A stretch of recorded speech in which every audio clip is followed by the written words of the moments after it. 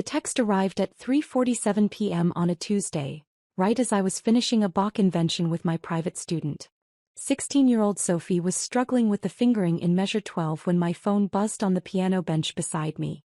Sold your piano for $500. We need the money. Don't make a scene about it. Jake. I stared at the screen for exactly 10 seconds before my student noticed my sudden stillness. Miss Hartwell? Are you okay? I forced a smile and slipped the phone into my jacket pocket. Let's work on that left-hand passage again, Sophie. Remember, it's all about the wrist motion. But my mind wasn't on Bach anymore. It was on the 1925 Steinway Model M that had been sitting in my parents' living room for the past 3 years. The piano I'd been restoring piece by piece. The piano my grandfather had left me in his will. The piano worth $2.8 million that my brother had just sold for $500. After Sophie left, I sat alone in my teaching studio and typed back, "I understand." Jake's response was immediate, finally being reasonable. Mom and Dad are relieved. I almost laughed. Reasonable. If only he knew what reasonable actually looked like. 27 minutes later, my phone rang. Unknown number with a Manhattan area code. Hello. Is this Elena Hartwell? The voice was cultured, excited.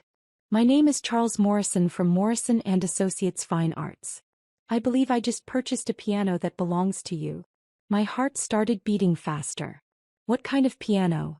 A 1925 Steinway Model M. Serial number 241847. The gentleman who sold it to me mentioned it belonged to his sister, but when I got it back to my workshop. He paused and I could hear him moving around.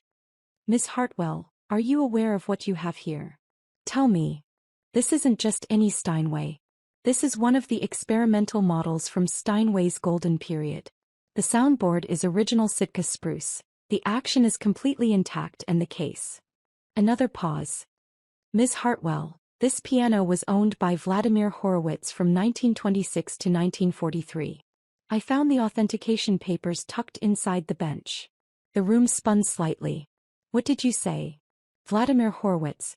One of the greatest pianists who ever lived. He owned this piano during some of his most famous recording sessions. There are only 3 of these experimental Steinways known to exist, and this is the only one in private hands. I closed my eyes. My grandfather had never mentioned Horowitz. He'd only told me it was a good piano that had some history. But Grandpa had always been modest about his possessions. He'd grown up during the Depression when talking about valuable things made you a target. Mr. Morrison, what's a piano like that worth? Conservatively, $2.8 million. At auction, possibly more. Miss Hartwell, your brother sold me a museum-quality instrument for $500. I leaned back in my chair, staring at the ceiling of my modest teaching studio. The irony wasn't lost on me. Here I was, sitting in a small room with second-hand furniture and worn carpet, while my family thought I was too poor to own anything valuable. Mr. Morrison, can I ask you something? Of course. Are you a good person? He chuckled, confused. I like to think so. Why? Because I'm about to tell you something that might change how you feel about your purchase. I spent the next 10 minutes explaining the situation. My grandfather's will. My brother's financial problems. My parents' assumption that I was just a struggling piano teacher who couldn't afford to maintain an expensive instrument. What I didn't tell Mr. Morrison was that I wasn't struggling at all. Elena Hartwell, the piano teacher, was just my public persona. In reality, I was Elena Hartwell, the composer, whose symphonic works had been performed by the New York Philharmonic, the Boston Symphony, and the London Symphony Orchestra.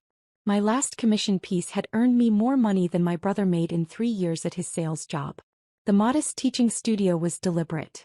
I'd learned early in my career that success in classical music made people uncomfortable.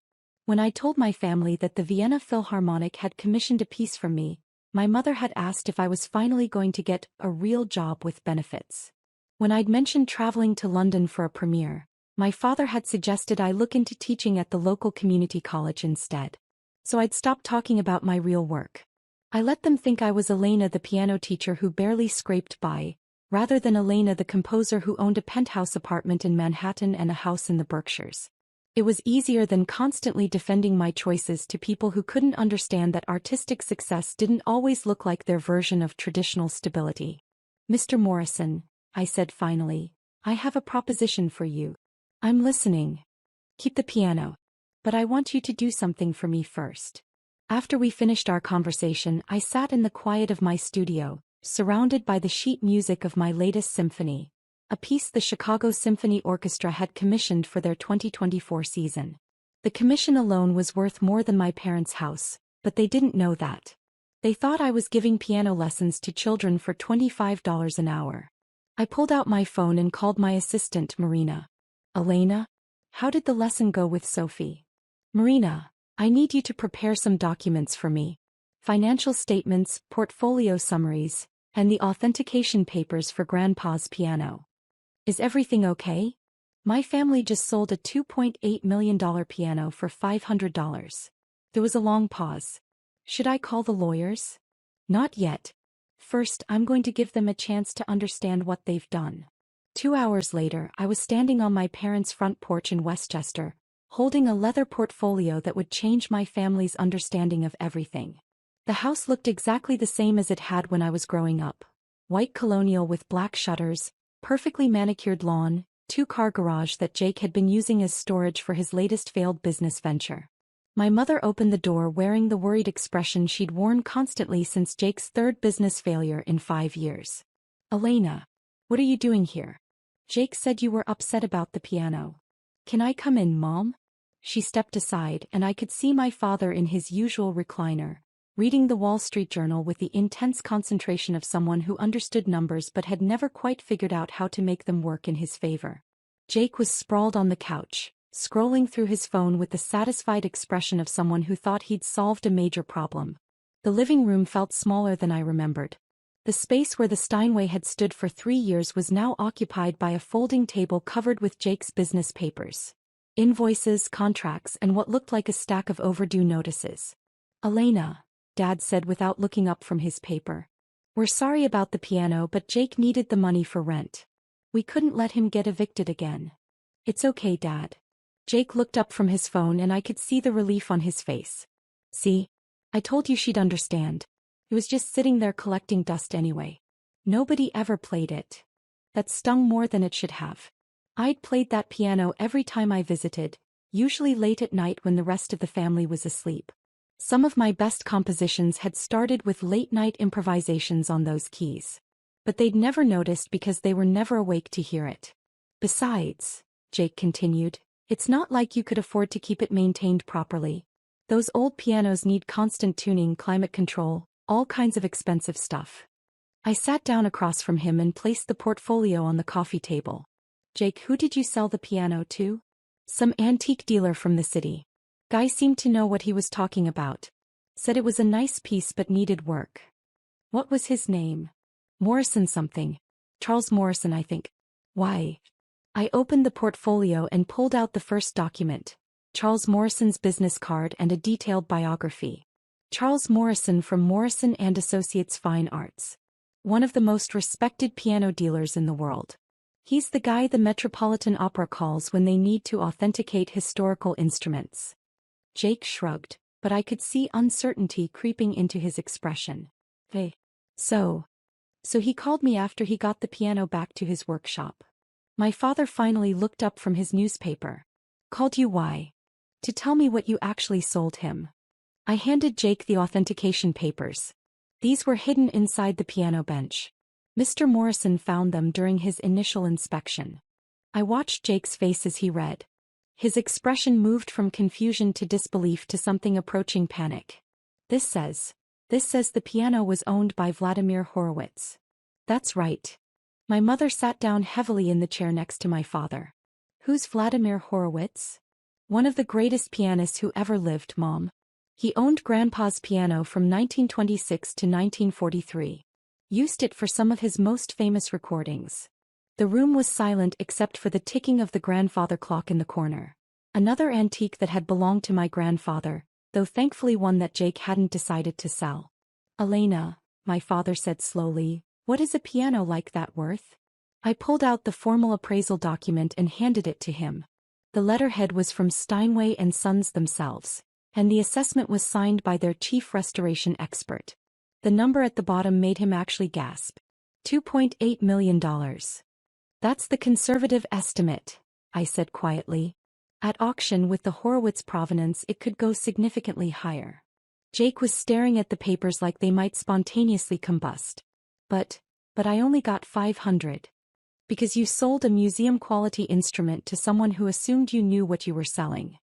My mother was pale, her hands shaking slightly as she reached for the appraisal. Lena, we had no idea. Your grandfather never said anything about. Grandpa didn't know about the Horowitz connection either. But he knew it was valuable. That's why he left it to me specifically in his will. Jake stood up abruptly, pacing to the window that overlooked the backyard where we'd played as children. We have to get it back. We have to tell this Morrison guy there was a mistake. Actually, I said, we don't. Everyone turned to look at me. Mr. Morrison made a legal purchase. You offered the piano for $500, he accepted. The fact that you didn't know its value doesn't invalidate the sale. Jake spun around, his face flushed. So we just lose almost $3 million because I didn't know? You lose almost $3 million because you sold something that wasn't yours to sell. The words hung in the air like smoke. My father's face went from confused to angry to something approaching shame. What do you mean wasn't his to sell? I pulled out the copy of my grandfather's will, highlighted in yellow where it specifically mentioned the piano. Grandpa left the piano to me. Jake had no legal right to sell it. But it was in our house, my mother protested. It's been here for 3 years. Because I asked you to keep it here while I was establishing my career and traveling for work. I was paying for its maintenance, its insurance, even the climate control system Dad installed in the living room. That got my father's attention. You were paying for the climate control? The monthly bills went to my accountant. I've been covering the costs of keeping the piano properly maintained since the day it arrived. Jake sat back down heavily, running his hands through his hair. Elena, I'm sorry. We thought it was just taking up space. I thought you didn't want it. You never asked what I wanted. You never asked if I could afford the maintenance. You just assumed that because I teach piano lessons I must be broke. Well, aren't you? The question came from my father and it wasn't mean-spirited. He genuinely seemed confused. I almost laughed. No, Dad. I'm not broke. But you live in that tiny apartment and you drive that old car and you're always talking about budgeting for things. Because I'm careful with money. Because I learned from watching you struggle when your business went under in 2018. Because I don't believe in spending money just to impress people. My mother leaned forward. Elena, if you're not struggling, why didn't you help Jake with his rent? Because Jake never asked for help. He just took something that belonged to me and sold it. We can fix this, my father said firmly, the problem solver in him emerging. We'll call this Morrison fellow, explain the situation. Surely he'll understand. I smiled. I already called him Dad. And I reached into my purse and pulled out a cashier's check, placing it on the coffee table where everyone could see it. $2,800,000. Pay to the order of Elena Hartwell. My mother actually whispered. He paid you.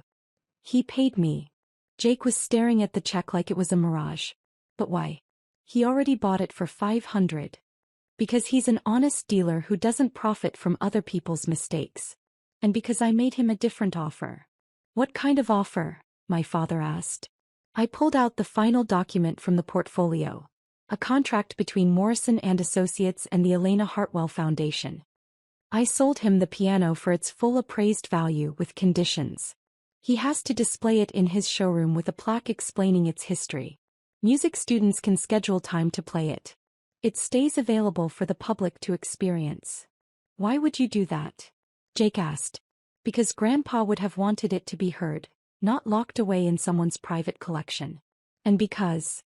I paused, looking at each of their faces. Because I don't actually need the money. The silence that followed was profound. What do you mean? My mother asked carefully. I reached for my phone and opened my banking app, turning the screen so they could all see the balance. The number made Jake actually choke on air.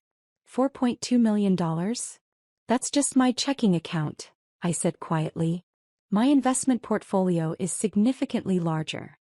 My father set down his newspaper completely, staring at me like I was a stranger. Elena, how is that possible? I'm a composer, Dad. I write symphonic music. The New York Philharmonic performed my 3rd symphony last season. The Chicago Symphony commissioned my fourth. I have contracts with orchestras in Boston, London, Vienna, and Berlin. Jake found his voice. But you're a piano teacher. I teach piano because I love teaching. But it's not how I make my living. How much? My mother started then stopped herself. How much do I make? Last year my commissions totaled $1.8 million. That's not including royalties from recordings or performance fees. The room was silent again. My father was staring at the check on the coffee table, my mother was staring at me, and Jake was staring at his phone like it might have answers. Why didn't you tell us? My father asked finally. I looked around the living room where I'd grown up, at the family photos on the mantel, at the space where my grandfather's piano had sat for 3 years while I paid thousands of dollars to keep it in perfect condition. Because every time I tried to talk about my work, you'd ask when I was going to get a real job. Because when I mentioned traveling for performances, you'd suggest I find something more stable. Because you seemed to think that being an artist meant being broke. My mother's eyes filled with tears. We were trying to help. I know. But I didn't need help. I needed you to trust that I knew what I was doing with my life. So when you said you were budgeting, my father started. I was budgeting for a new house in the Berkshires. When I said I couldn't afford to go on vacation with you last summer, it was because I was recording an album with the London Symphony Orchestra. Jake was still processing. So what happens now? Now you learn that actions have consequences. You stole and sold a multi-million-dollar instrument. That's grand theft. It's a felony. Elena, my father started, but I held up a hand. However, since I got full compensation and Mr. Morrison is happy with his purchase, I'm not pressing charges. But this is the last time any of you make decisions about my property without asking. We understand, my mother said quickly. Do you? Because this isn't just about the piano. This is about respect. About seeing me as an adult who's capable of managing her own affairs. I stood up and gathered the documents, leaving the check on the table. I'm going to leave this with you for tonight. Why? Jake asked.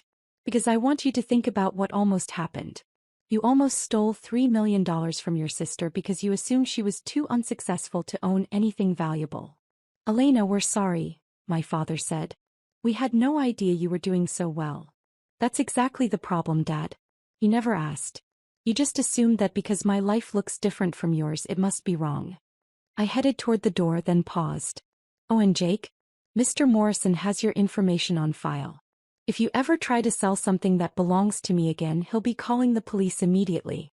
So will every other reputable dealer in the country. Elena, wait, my mother called. What about us? Are we okay? I turned back to look at them. My brother, who had stolen from me without a second thought because he assumed I had nothing worth stealing.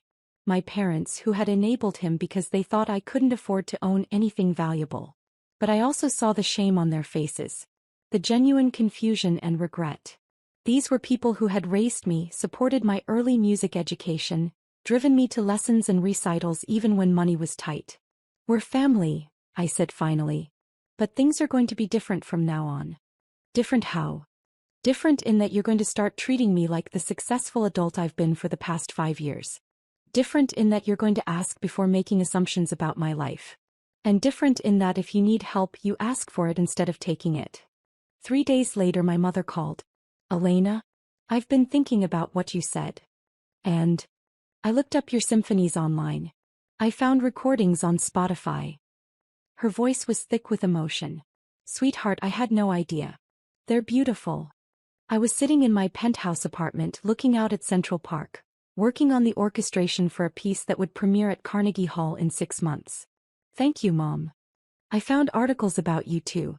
Reviews from the New York Times, interviews in classical music magazines. They call you one of the most promising composers of your generation. I'm just doing what I love. But why didn't you tell us? Why didn't you show us these articles, these recordings? I set down my pencil and leaned back in my chair. Because when I tried to share my excitement about a good review, you'd change the subject to ask if I'd thought about applying for jobs at the local school district. When I mentioned that a symphony had been well received, you'd suggest I use my musical skills to teach elementary school.